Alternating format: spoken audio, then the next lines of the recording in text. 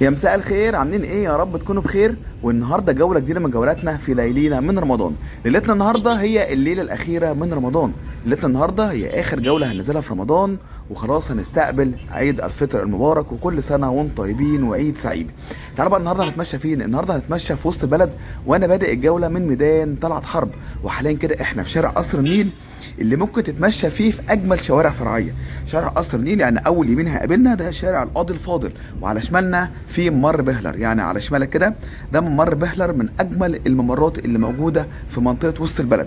ممر بهلر صورته اكتر من مره قبل كده، لو عايز تتعرف عليه اكتر يعني هتلاقي فيديوهاته عندك في القناه. هنكمل من بعد القاضي الفاضل هنلاقي على يميننا شارع اسف بعد ممر بهلر في القاضي الفاضل برضه شارع مخصص للمشاة، شارع هادي وشارع جميل هو اللي جاي على ايدينا اليمين ده. بعد على طول القاضي الفاضل هيبقى على يميننا الجاي شارع الشريفين. شارع الشريفين او شارع البورصه القديمه او البورصه المصريه، شارع برضه جميل وكنت عملت عنه اكتر من جوله. شارع جميل جدا جدا في البورصه المصريه وفي مبنى الاذاعه القديم. ومن بعد شارع الشريفين اللي هو على ايدينا اليمين على طول ده كده شارع الشريفين، على شمالنا على طول شارع الشواربي. طبعا شارع الشواربي مشهور، شارع كان في الستينات والسبعينات كانت كل خطوط الموضه بتنزل في الشارع ده. شارع مشهور بالملابس لحد وقتنا هذا، بس طبعا هو كان جماله وروقانه كله كان في الستينات والسبعينات. نكمل طبعا على يميننا كده البنك المركزي المصري، وبعد كده هيكون تقاطع شارع شريف باشا شارع شريف باشا، وعلى شمالنا عماره الايموبيليا.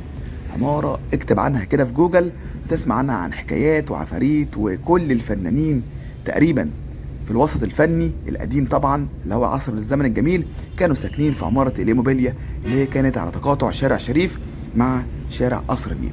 تعالوا بقى نكمل في جولتنا النهارده الجميله في القاهره الخديويه. النهارده جولتنا هتكون جوله بسيطه، هنشوف ملامح واستقبال العيد، ويعني وخلاص بنودع شهر رمضان الكريم. شهر عدى بسرعه جدا جدا. كده احنا داخلين على ميدان مصطفى كامل، والتقاطع اللي فيه تقاطع شارع محمد فريد، بيقطعوا كده محمد فريد على قصر النيل. تعالوا ناخد شمال كده ونشوف بقى العمارة الجميلة، عمارة الشربجي او العمارة الحمراء او عمارة براين ديفيز اللي هم الاخوات اللي بنوا العمارة دي اعتقد من بريطانيا، وجم بنوا العمارة دي تقريبا سنة 1910 اللي هي العمارة اللي على ايدينا اليمين دي. العمارة يا جماعة دي عمارة جميلة جدا جدا كشكل وكمساحة. العمارة دي واخدة 3 نواصي. طبعا الناصيه اللي قدامنا دي التقاطع اللي قدام ده تقاطع عبد الخالق ثروت، احنا كده في محمد فريد. التقاطع اللي جاي شارع عدلي، هي ليها 3 مداخل. كل شارع من الشوارع اللي بتقطع العماره ليها مدخل، يعني اعتقد على ما افتكر كان في مدخل للخدم ومدخل للضيوف ومدخل لسكان العماره. عماره راقيه جدا جدا، ويعتبر احنا بنتكلم في 1910 عماره تقريبا بقالها 113 سنه. تعالوا بقى نكمل في القاهره الخديويه. طبعا القاهره الخديويه اسمها منشق من الخديوي اسماعيل. الخديوي الاسماعيل هو يعتبر اللي بنى وسط البلد. الخديوي اسماعيل يعتبر هو الابن الثالث او الحاكم الثالث في الاسره العلويه. الاسره العلويه ابتدت بمحمد علي باشا اللي هو الوالي محمد علي باشا. ده طبعا ده تقاطع شارع عدلي. على شمالنا هنا كده في المعبد اليهودي موجود على شمال الشارع هنا. المهم خلينا نكمل، وممكن ناخد التقاطع اللي بعد عدلي اللي هو تقاطع 26 يوليو ونلف وناخد شارع طلعت حرب، وكده يبقى احنا خدنا كده جوله سريعه في منطقه وسط البلد. طبعا وسط البلد جميله، يمين وشمال محلات ومطاعم وكافيهات وعماير كلها مبنيه من 1800 حاجه و70 لحد وقتنا هذا. العماير تعتبر من اجمل العماير اللي ممكن نشوفها يعني في وسط البلد او في منطقه القاهره الجميله. طبعا منطقه وسط البلد اتبنت في عهد الخديوي اسماعيل. الخديوي اسماعيل تقريبا مسك الحكم سنه 1863. من بعد 1863 كان في كده معرض اتعزم فيه معرض دولي في باريس. فلما راح شاف باريس انبهر باللي بيشوفه في باريس، فكلم اللي هو ساعتها كان حاكم باريس اللي هو نابليون الثالث، قال له انا عايز اللي صمم لك المدينه بتاعتك دي يجي يصمم لي القاهره. وفعلا كان اسمه ايه، انا عايز افتكر لكم اسمه، كان اسمه هاوسمان. كان اسمه هاوسمان ده اللي خطط باريس، هو اللي جه يا جماعه خطط لنا القاهره. طبعا احنا لسه في شارع محمد فريد، وبعد شارع تقاطع 26 يوليو معلش انا اسف على صوتي. الشارع بيكمل باسم عماد الدين، يعني كده اللي في وشنا ده يعتبر شارع عماد الدين اللي هو الاسم الاساسي للشارع. الشارع ده كان زمان ما اسموش محمد فريد، كان اسمه عماد الدين، بس هم استقطعوا منه جزء بقى اسمه شارع محمد فريد وجزء تاني بقى اسم عماد الدين. احنا كده في شارع 26 يوليو، ولو كملنا على طول هنوصل لدار القضاء العالي. تعالوا نرجع بقى للخديوي اسماعيل اللي هو باني المنطقه الخديويه او باني قلب القاهره احنا فيه. دي كان زمان العاصمه بتاعت القاهره، كان اجمل مكان، كان اسمها باريس الشرق، كانت اجمل مدن العالم، ده بدون مبالغه يا جماعه. زمان قلب القاهره ده كان يتصنف باجمل مدن العالم وكانت بتتسمى بباريس الشرق. نكمل الخديوي اسماعيل لما مسك الحكم وراح راح لباريس، كان في ندوه هناك او بعتذر، وشاف بقى جمال المعمار هناك في باريس. جاب اللي هو المهندس اللي صمم منطقه باريس، وجه فعلا صمم قلب القاهره زي باريس بالظبط. وابتدت بقى الفتوحات، او يبتدي اول حاجه افتتحها كان شارع القلعه. شارع القلعه اللي هو كان بيجي كده من فوق من القلعه لحد ما يوصل لميدان العتبه. ده كان سنه كام تقريبا؟ كان سنة 1872. وفي نفس السنة افتتح كوبري قصر النيل، وفي نفس السنة كان في كوبري أبو العلا. لو أنت كملت كوبري قصر النيل وتروح على الدقي في كوبري أبو العلا، كان ساعتها كان كوبري حديدي. احنا كده داخلين شارع طلعت حرب يا جماعة. ده كده شارع طلعت حرب، برضو من أشهر شوارع وسط البلد، شارع تجاري، شارع حيوي، شارع جميل جدا جدا للتمشية. نكمل بقى في كلامنا عن الخديوي إسماعيل. طبعا كوبري ابو العلا، طبعا هو دلوقتي الكوبري اتشال وبنى كوبري مكانه. زمان لما الكوبري ده اتعمل، اللي صمم كوبري ابو العلا اللي هو اسمه جوستاف ايفل، اللي هو كان صاحب تصميم برج ايفل وصاحب تصميم تمثال الحريه، هو اللي كان مصمم لنا يا جماعه كوبري ابو العلا. وبرضه اتولد بقى الافتتاحيات بعد كده دار الاوبرا المصريه سنه 1875، وبعد كده انشانا السكه الحديد وعملنا خطوط الترام اللي كانت موجوده في العتبه. يعني ابتدت القاهره تبقى منطقه مخططه على التخطيط الحديث. قبل الخديوي اسماعيل كانت القاهره عباره عن، هنقولها بالبلدي، عباره عن عشوائيات. اللي دخل المعمار الحديث والطراز الحديث هو الخديوي اسماعيل. يعني محمد علي باشا هو اللي عمل مصر دوله مؤسسات، هو اسس لدوله. بعد كده جه حفيده بقى اللي هو الخديوي اسماعيل، اللي هو عمل الانفجار المعماري، انا بسميها انفجار. في عصره عمل انفجار معماري رهيب في منطقه وسط البلد، وبنى اول حاجه بناها في وسط البلد في منطقه عابدين. طبعا قصره لو قصر عابدين، هتقول هو اسمه الخديوي اسماعيل ليه؟ القصر اصلا متسمي باسم عابدين. عابدين ده كان واحد ضابط في الجيش، كان ليه فيلا او ليه قصر في نفس مكان قصر عابدين كده، فاشترى القصر من ارملته اللي هي كانت رافضه تبيعه، بس اشتراه بالتراضي وتخليدا ليها ولموافقتها ان هي تبيع له الفيلا بتاعتها او البيت بتاعها. هدى بيتها وبنى مكانه قصر عابدين اللي فضل الحكم فيه لحد سنه 1952 اللي هي لحد الثوره. يعني سماه قصر عابدين على اسم زوجها وفاء يعني للست، ولزوجها يتسمى الاسم على اسم زوجها اللي هو كان صاحب البيت القديم اللي اتبنى مكانه قصر الحكم. انتوا متخيلين دلوقتي اي حد بيبني دايما بيخلد الحاجه باسمه. الراجل ده كان راقي جدا، هو داين مصر، كانت نهايته يعني نهايه مش كويسه. خلينا نتكلم عن ايجابياته، اللي احنا ماشيين فيها دلوقتي. احنا كده على يمنا يا جماعه سينما ميامي، على شمالنا سينما مترو. هنكمل في قصر النيل لحد ما نوصل لميدان طلعت حرب اللي هو كان زمان اسمه ميدان سليمان باشا. ميدان سليمان باشا سابقا ده طبعا طلعت حرب برضو ابو الاقتصاد المصري. يعني سليمان باشا ده هو مؤسس الجيش المصري في عهد محمد علي باشا. هو كان راجل فرنسي على فكره، انا مش متذكر اسمه ايه، ولما اسلم سماه محمد علي سليمان باشا. وبعد ثوره 52، يعني بعد ثوره 52 كانت اي حاجه لها بالحكم الملكي كان بيتشال، يعني كانوا يغيروا اسماء شوارع. ده كان اسمه شارع سليمان باشا، سموه شارع طلعت حرب، شارع طلعت حرب باشا. وميدان طلعت حرب شالوا تمثال سليمان باشا وبقى اسمه ميدان طلعت حرب باشا. يعني انت عارف بعد الثورات وكده بيحصل تغييرات للاسامي والمعالم والحاجات دي كلها. طبعا احنا كده على تقاطع عبد الخالق ثروت، طبعا ده كرم الشام على يمنا، وكشر التحرير برضو موجود جنب كرم الشام. المنطقه دي كده فيها كام مطعم الاكل جميل جدا. طبعا احنا هنكمل في طلعت حرب لحد ما نوصل لميدان طلعت حرب. جولتنا انا نسيت انا كده هعملها جوله عاديه، احنا في رمضان يا جماعه خلاص. احنا يعني انا بصور فاضل يومين، يعني الجوله دي هتنزل يوم الخميس، اعتقد هيكون المتمم الخميس، هيكون المتمم من رمضان، والعيد هيكون يوم الجمعه. كل سنه وانتم طيبين. ولسه بدري يعني هنقول ايه، وبدري بدري بدري الحاجه اللي بنقولها رمضان لما بيخلص بسرعه. رمضان عدى بسرعه جدا جدا، مش مشكله ان شاء الله يا رب، ربنا يبلغنا رمضان الجاي باذن الله. والعيد يوم ان شاء الله الجمعه. هم طبعا المفروض هيعلنوا يوم الاربعاء اعتقد. كل سنه وانتم طيبين ورمضان كريم او عيد سعيد او عيد فطر مبارك عليكم. احنا كده في طلعت حرب وشوارع طلعت حرب الجميله، وحاولت اقول لكم عن نبذه بسيطه عن مين اللي بني وسط البلد الجميله دي بعمايرها الجميله جدا، العماير الخديويه اللي هي بادئه منين؟ اللي هي بتبتدي معانا من عند كوبري قصر النيل لحد ما تنتهي معانا عند العتبه، ومنطقه طبعا عابدين والحتت دي كلها طالها جانب كبير من برضه من عماير الخديويه. ده ممر بهلر اللي على شمالنا. المنطقه من هنا يا جماعه لحد كوبري قصر النيل او النيل كانت عباره عن مستنقعات على فكره.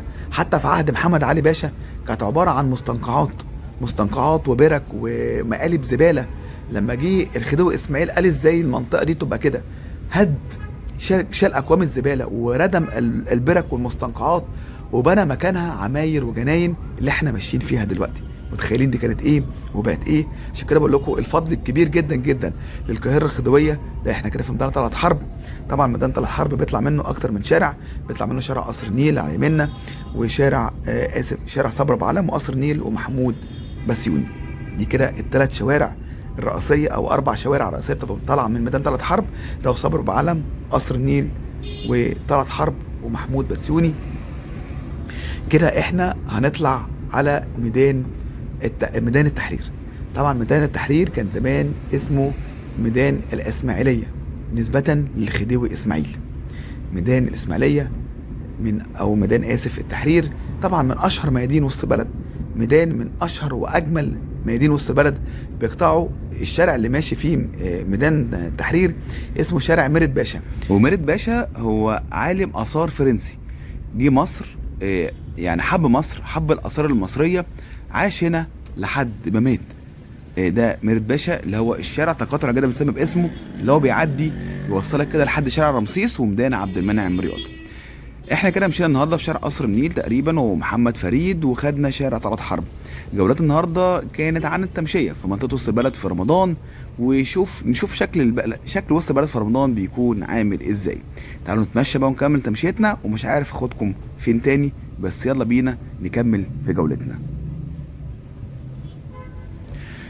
ويلا نكمل في جولتنا واحنا كده حاليا في ميدان التحرير. ميدان التحرير وادي المسله على شمالنا، وهم قافلين النور في ميدان التحرير. مش عارف ليه هم بقى قافلين النور، يعني ميدان التحرير ده بعد تطوير بقى شكله رائع، والعماير كل العماير اللي قدامنا دي كانت بتنور وجميله جدا جدا.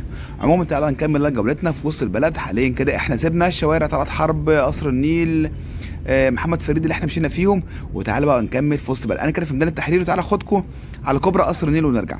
طبعا ميدان التحرير هو من اكبر ميادين القاهره، ميدان ضخم جدا على فكره يا جماعه وكبير جدا جدا، يعني بيطلع منه كميه شوارع.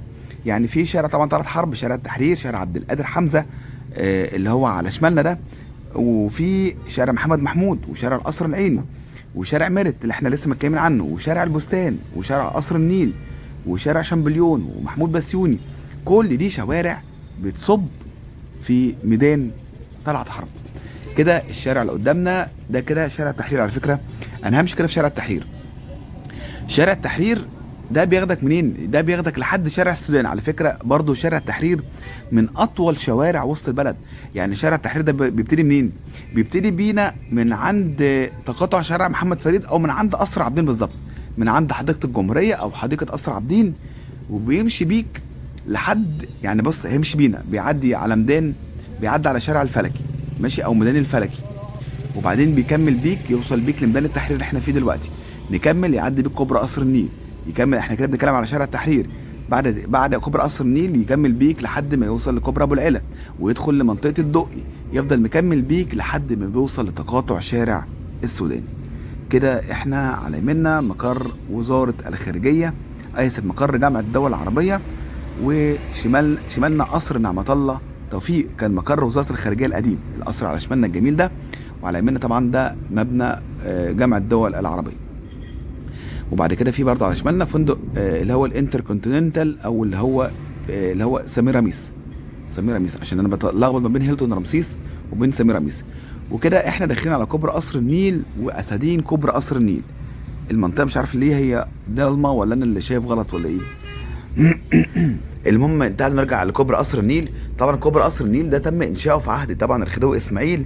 الكوبري ده ابتدوا فيه سنه 1869 وانتهوا منه سنه 1871. على فكره الكوبري ده يا جماعه ده مش شكله القديم، الكوبري ده اتهد بعد 59 سنه من انشائه.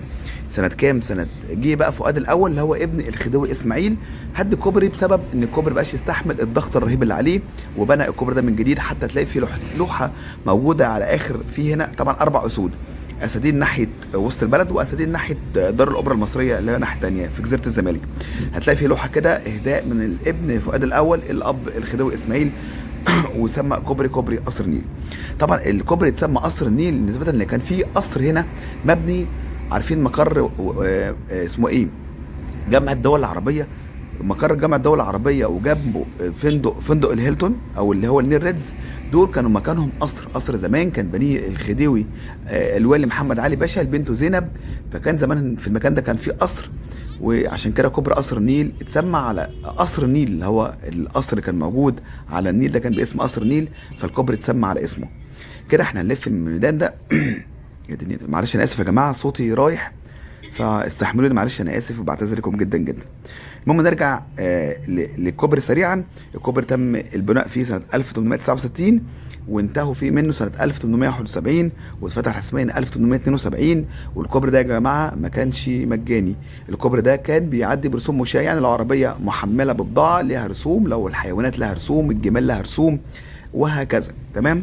فضل على هذا الحال 59 سنه لحد ما جه فؤاد الاول اللي هو ابن الخديوي اسماعيل مسك الكوبري وهده وبناه من جديد عشان يتواكب مع العصر الحديث. يعني الكوبري بقى بيعدي عليه عربيات وبيعدي عليه حملات تقيله، فالكوبري ما بقاش يستحمل الحاجات دي، فهده وبناه الكوبري ده من جديد اللي هو الكوبري اللي قدامنا في اسدين يمين وشمال اهو. الكوبري الاسد اللي على اليمين تحتيه اللوحه اللي بقولكوا عليها دي، اللوحه دي مكتوب عليها الكوبري ده تم تجديده سنه كذا وفي عهد الملك فؤاد الاول. ده كده كوبري قصر النيل اللي احنا ماشيين عليه. على يميننا ده فندق سميرة ميسا او الانتر كونتيننتال، على شمالنا ده فندق النيل ريدز. الفندق النيل ريدز ده اتبنى سنه 59 في عهد جمال عبد الناصر، والفندق اللي على اليمين اعتقد اتبنى في الثمانينات. تعالوا بقى اخدكم فين تاني؟ خلاص انا اعتقد كده كفايه. تعالوا نتمشى شويه كده على كوبري قصر النيل، ممكن ناخد كورنيش النيل او ممكن نرجع تاني لميدان لميدان التحرير وننهي جولتنا هناك ان شاء الله. اتمنى يا رب تكون الجوله النهارده عجبتكم. هي جوله سريعه جدا جدا. من زمان كنت عايز انزل اصور وسط البلد في رمضان، بس الوقت مش سامح خالص عندي بسبب الشغل وبسبب الصلاه وبسبب الوقت في رمضان بيعدي بسرعه، انت ما بتلحقش تعمل فيه اي حاجه بصراحه يعني. ف كان نفسي اصور لكم وسط البلد، كان في دماغي جوله وسط البلد في رمضان كانت مختلفه تماما عن انا بصورها دلوقتي. كنت عامل خطه وشوارع وهنزل اصور هنا وهنزل على رجلي يعني عايز اقول لك كان الموضوع كبير، بس للاسف كل حاجه باظت بسبب ضيق الوقت وبسبب ان انا ما عنديش وقت خالص ان انا انزل اصور الجوله دي. بس قلت تعالى نصور بالعربيه ونشوف وسط البلد في رمضان شكلها عامل ازاي. وللاسف هي طلعت اخر جوله من جولاتنا في رمضان، وخلاص احنا بنستقبل عيد الفطر المبارك. كل سنه وانتم طيبين. كده احنا رجعنا لميدان التحرير تاني. طبعا ميدان التحرير في بداياته اول ما اتعمل معلش اسف كان اسمه ميدان الخديوي اسماعيل، وبعد كده اعتقد في عهد مين ممكن يكون في فؤاد الاول الميدان بقى اسمه ميدان الاسماعيليه، وبعد كده خد لاسم ميدان التحرير لحد وقتنا هذا. الميدان ده عاش ثورات وجولات من ايام عرابي ولحد ثوره يناير 2011. الميدان ده دايما رمز للثوره، رمز للصمود. يعني اي حد عايز يثور او يعني يعبر عن ارائه كان يجي الميدان الضخم ده. ميدان جميل على فكره، الميدان بعد التطوير شكله جميل جدا جدا، بس للاسف هم قافلين الانوار فاحنا مش شايفين حاجه، احنا ماشيين في ضلمه كبيره جدا كمان. فمعلش يا جماعه عذرا. الميدان هو منور شكله احلى بكتير. وزي ما قلت لكم الميدان ده يا جماعه بيطلع منه شوارع كتير جدا جدا. بالتالي من اكتر الميادين اللي بيطلع منها شوارع فعلا كتير. يعني انا سائلها لكم من شويه مش عايز اعيدها تاني. المهم تعالوا ننهي جولتنا عشان صوت عمال يبوظ اكتر واكتر. اتمنى يا رب تكون الجوله النهارده عجبتكم في منطقه وسط البلد. كانت جوله سريعه وجوله خفيفه، حاولنا نشوف مظاهر الحياه في وسط البلد في رمضان شكلها عامل ازاي، وننهي بقى جولتنا في ميدان التحرير. واتمنى يا رب تكون الجوله النهارده عجبتكم، ولو الجوله عجبتك يا ريت تدوس لايك للفيديو وتقول لي رايك في كومنت. ولو انت مش مشترك في القناه يا ريت تشترك في القناه وتفعل زر الجرس عشان يوصل لك كل جديد. وفي نهايه كل حلقه كالعاده هنقول انتظروني في فيديوهات تانية كتير، وكان معاكم احمد، والسلام عليكم ورحمه الله.